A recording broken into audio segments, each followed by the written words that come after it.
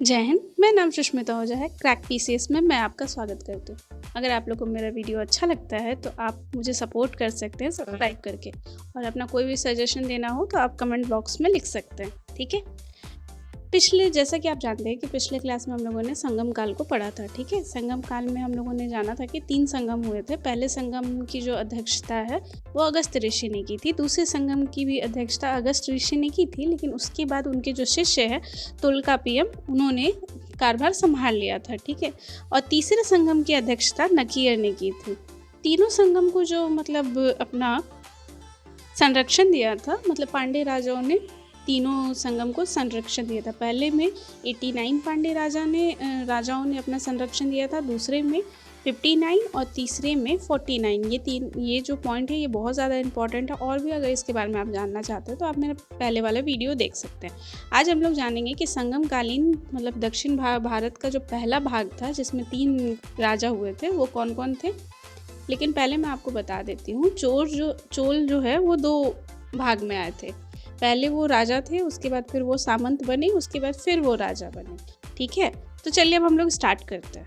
संगम साहित्य में हमें सुदूर दूर दक्षिण में 3 प्रमुख राजाओं का उल्लेख मिलता है। वो कौन कौन है? तो पांडे, चोल और चेर का उदय का विवरण मिलता है, ठीक है। इनकी जानकारी किन से प्राप्त होती है? तो अशोक के अभिलेख से। कलिंग खारवेल के हाथी गुफा अभिलेख। खारवेल वही है मौर्य साम्राज्य। आप अगर मेरा देखे होंगे तो आपको पता होगा कि मौर्य साम्राज्य में अशोक ने कलिंग को जीता था, ठीक है। लेकिन जैसे जैसे मौर्य कमज़ोर होते गए तो खारवेल ही वो राजा थे जिन्होंने अपने कलिंग को मौर्य से अलग करवाया था और स्वतंत्र राज्य की घोषणा की थी। खारवेल ने ही स्वतंत्र करवाया था कलिंग को। तो खारवेल की ये हाथी गुफा अभिलेख में से भी पता चलता है। कात्यायन की रचना से भी पता चलता है। मेगास्थनीज के उल्लेख यानी कि मेगास्थनीज ने जो इंडिका लिखी थी उससे भी पता चलता है। और दक्षिण साहित्य से भी पता चलता है कि दक्षिण भारत में 3 स्वतंत्र राज्य थे, ठीक है। खारवेल के हाथी गुफा अभिलेख से एक बात और पता चलती है कि खारवेल ने बताया है कि उनके द्वारा इन तीनों राज्यों के संघ को उन्होंने हराया था। कि चेर, चोल और पांडे ये तीनों को एक साथ किसने हराया था? तो खारवेल ने। और इस बात की जानकारी किससे मिलती है? तो हाथी गुफा अभिलेख से। हाथी गुफा अभिलेख किसने लिखा है? तो खारवेल ने, ध्यान रखिएगा। और खारवेल कहाँ के राजा थे? तो कलिंग के, ठीक है। तो चलिए स्टार्ट करते हैं। सबसे पहले हम लोग चेर राज्य देखते हैं। चोल एक्चुअली हम लोग सबसे लास्ट में देखेंगे क्योंकि चोल 2 भाग में आए थे। लेकिन मैं आज आपको पहला भाग ही बताऊंगी, और दूसरा वाला जब हम लोग दक्षिण भारत का दूसरा भाग पढ़ेंगे ना, जब पल्लव सब कोई आए हुए थे राष्ट्रकूट, उसके साथ चोल को एंड करेंगे साथ में ही, ठीक है। तो चलिए स्टार्ट करते हैं।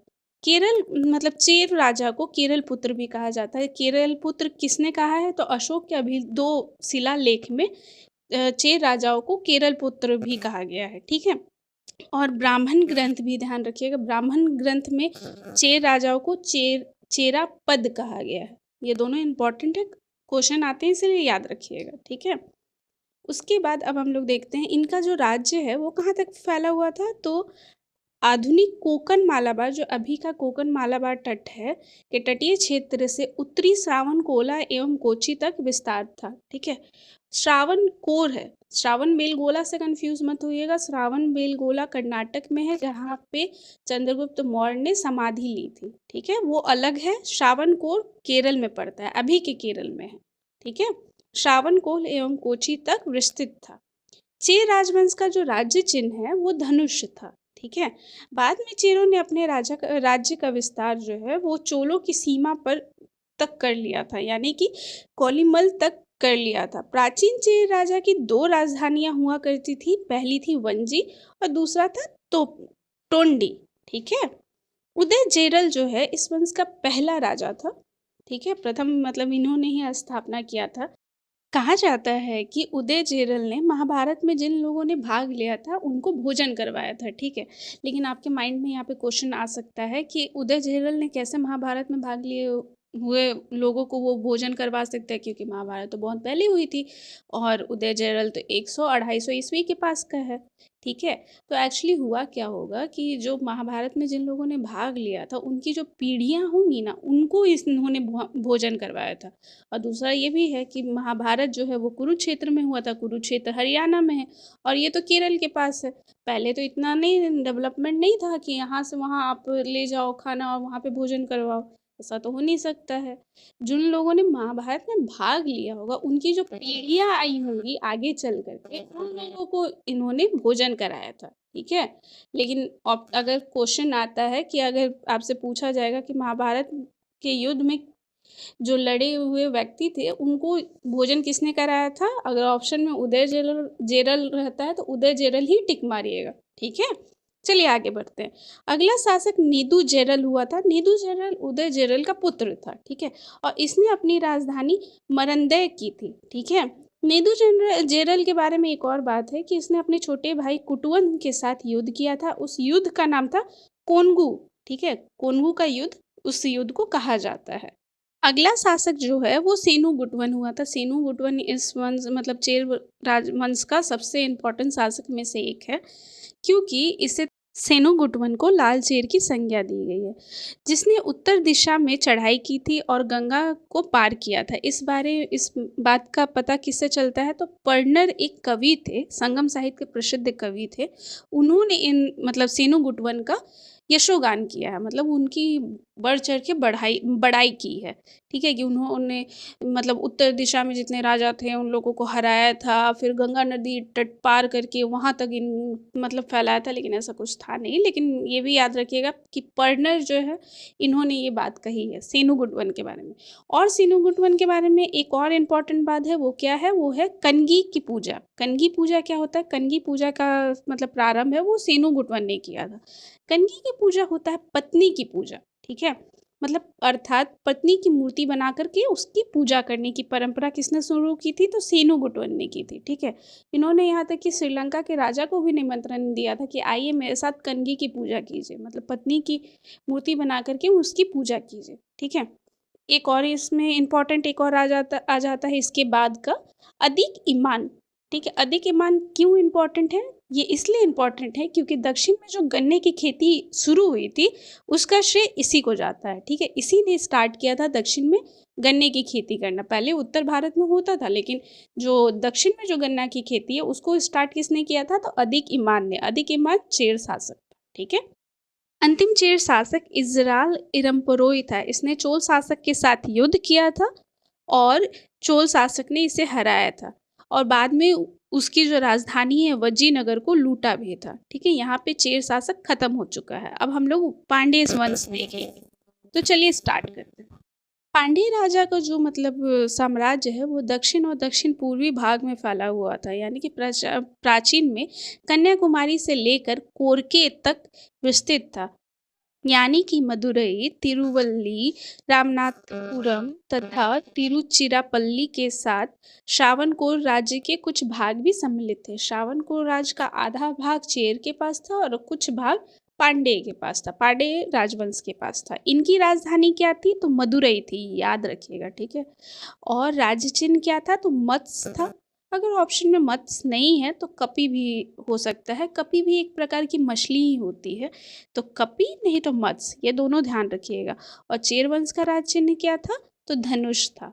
ये सब इंपॉर्टेंट है, ये सब ध्यान रखिएगा। ठीक है, पांड्य की पहली राजधानी कोरके थी, मतलब पहले राजधानी कोरके थी, लेकिन मदुरई ज़्यादा इम्पोर्टेंट है क्योंकि राजधानी मेन इन लोगों की मदुरई ही बाद में हो गई थी। ठीक है, कोरके जो है वो तिरुनेवल्ली जिले के ताम्रपनी नदी के तट पे स्थित है। ठीक है, मेगास्थनीज ने पांड्य राजाओं का उल्लेख माबर नाम से किया है। माबर नाम से उल्लेख किसका मिलता है, तो पांड्य का मिलता है। और किसने किया है, तो मेगास्थनीज में। कहाँ किया है, तो इंडिका में।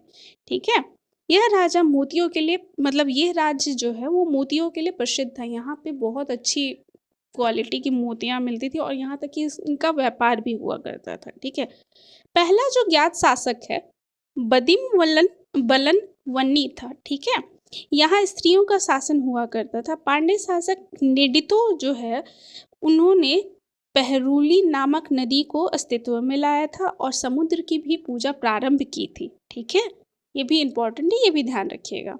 पांड्य शासक का जो सबसे विख्यात राजा था वो नेडूजिलियान था। इसकी प्रसिद्धि जो है वो तलाई लांगा नामक युद्ध के कारण और ज़्यादा हो गई थी। ठीक है, उसके परिणाम स्वरूप और ज़्यादा बढ़ गई थी। पट्टू पट्टू में नेडूजिलियान का जीवन का विवरण मिलता है। पट्टू पट्टू में क्या मिलता है, तो नेडूजिलियान का विवरण मिलता है। नेडूजिलियान कौन था, तो पांड्य शासक था। उसने कौन सा युद्ध लड़ा था, तो तलाई लांगा नामक युद्ध लड़ा था और पांड्य शासक का सबसे फेमस राजा था। ठीक है, इसकी एक बात और इसका इम्पॉर्टेंट है कि रोमन सम्राट जो अगस्टस है उनके दरबार में इसने अपना एक दूत भेजा था। अगस्टस सम्राट इतना फेमस है जिसकी वजह से हमारा जो एक मंथ है अगस्त नाम से बोला जाता है। तो सोचिए, रोम मतलब रोम का बहुत बड़ा राजा था, उसके दरबार में इसने एक अपना दूत भेजा था। किसने, नेडूजिलियान ने। इसलिए ये बहुत इंपॉर्टेंट है, ध्यान रखिएगा। तीसरी शताब्दी में आंध्र सातवाहन आप जानते होंगे, सातवाहन को आंध्र सातवाहन भी कहा जाता है, लेकिन मैंने आपको सारा सातवाहन में क्लियर कर दिया है कि आंध्र सातवाहन कहा जाता है, लेकिन वो मेनली मतलब आंध्र प्रदेश के नहीं थे। ठीक है, वो आप मेरा सातवाहन वंश वाला वीडियो देख सकते हैं। आंध्र सातवाहन साम्राज्य के प्रसार तथा पल्लों का उत्कर्ष के कारण पांडे की जो शक्ति है वो छिन्न हो गई और अंततः जो पांडे हैं वो समाप्त हो गए। यहाँ पे पांडे राजवंश भी हो गया। अब हम लोग चोल वंश देखेंगे।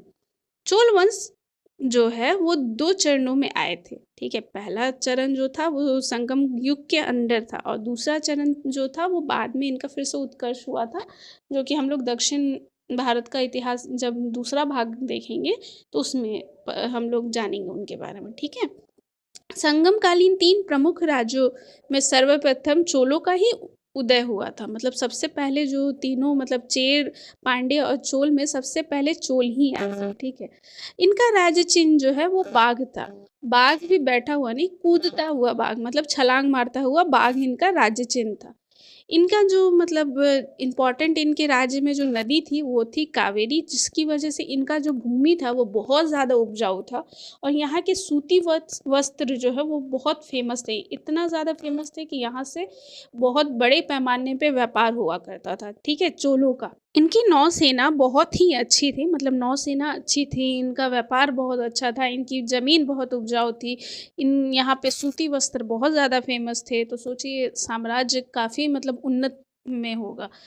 आरंभ में मतलब जो चोलों की जो राजधानी है वो उत्तरी मल्लूर थी। ठीक है, और बाद में उरैयूर हो गई। उरैयूर भी बहुत ज़्यादा इंपॉर्टेंट है, ये नाम ध्यान में रखिएगा। अगर चोलों वंश का राजधानी पूछा जाएगा तो उरैयूर ही होगा, ऑप्शन में आपको उरैयूर ही मिलेगा, तो याद रखिएगा। ठीक है, चोलों का जो उल्लेख है वो सबसे पहले व्याकरण कात्यायन ने किया था।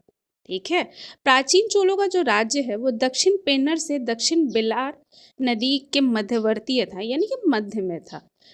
टॉलमी चोल वंश की शाखाओं का उल्लेख करते हैं। टॉलमी मतलब विदेशी बहुत बड़े मतलब साहित्यकार हैं, उन्होंने भी चोल वंश का मतलब उल्लेख किया है। उन्होंने बताया है कि चोल जो है वो उत्तरी चोल और दक्षिणी चोल राज्य मतलब 2 चोल आए थे, जैसा कि आपको मैंने बताया था। पहले जो उत्तरी चोल थे उनकी राजधानी अराकट थी। मतलब चोलों की 2 शाखाओं का टॉलमी ने उल्लेख किया है। पहली जो है वो उत्तरी चोल जिसकी राजधानी अराकट थी और दूसरी दक्षिणी चोल जिसकी राजधानी उरैयूर थी। और हम लोग को दक्षिणी चोल ही इम्पॉर्टेंट है क्योंकि ये इसी के बारे में हम लोग को क्वेश्चन आता है। ठीक है, तो याद रखिएगा, दक्षिणी चोल की राजधानी उरैयूर थी। विशेष रूप से 2 उल्लेखनीय शासक हुए थे चोल वंश में। पहले थे करिकाल और दूसरे थे कोचियागन।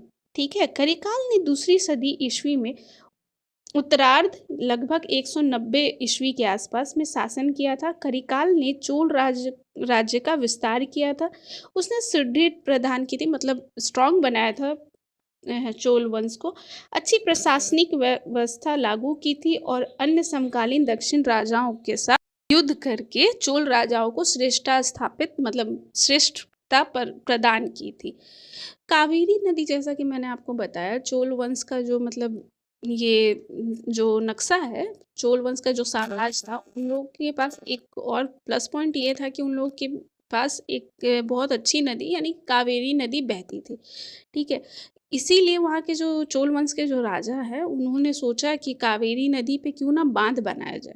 तो कावेरी नदी पे उन्होंने बाँध बनाया, जिसके लिए उन लोगों ने श्रीलंका पे हमला किया था और वहाँ से 10,000 जो दास है, उन लोगों को कैद करके लेके आए थे बाँध बनाने के लिए। कहाँ पे? तो चोल साम्राज्य के अंदर, ठीक है। तो यहाँ पे चोल भी मतलब धीरे-धीरे करके समाप्त हो गए। यहाँ पे धीरे-धीरे मतलब चोल शासक भी है, वो भी समाप्त हो गए। उरेयूर, एक और बात याद रखिएगा उरेयूर के बारे में, उन लोगों की राजधानी भी थी। और अगर आपको एक बात और बता दूँ कि उरेयूर जो है वो बहुत इम्पोर्टेंट बंदरगाह भी था। किसका? चोलों का, ठीक है। तो यहाँ पे जो तीनों समकालीन राजा थे वो यहाँ पे समाप्त होते हैं। अब हम लोग नेक्स्ट क्लास में मिलेंगे, जिसमें दक्षिण भारत का जो दूसरा भाग है उसको देखेंगे, ठीक है। लेकिन अगर आपको मेरा वीडियो अच्छा लगता है तो लाइक कीजिए, सब्सक्राइब कीजिए और मुझे सपोर्ट कीजिए। और जिन लोगों ने भी मुझे सपोर्ट किया उसके लिए थैंक यू सो मच। मिलते हैं नेक्स्ट क्लास में।